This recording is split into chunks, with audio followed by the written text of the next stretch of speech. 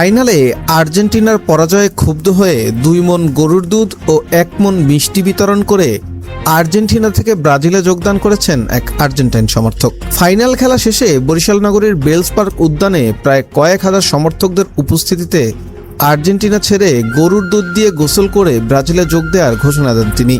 এ সময়ে ব্রাজিল সমর্থকরা তাকে সাদরে গ্রহণ করে ব্রাজিল ফুটবল দলের জার্সি গায়ে পরিয়ে দেন।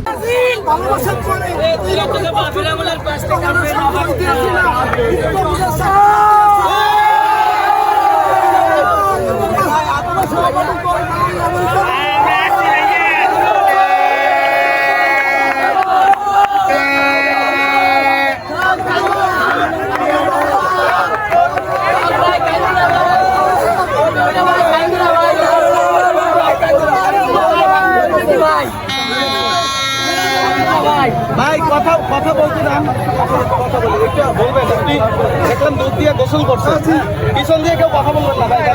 তুমি এখানেই একটু বলেন, পিছন আপনি দুধ দিয়ে গোসল করছেন দেখলাম, কি কেন দুধ দিয়ে গোসল করলেন?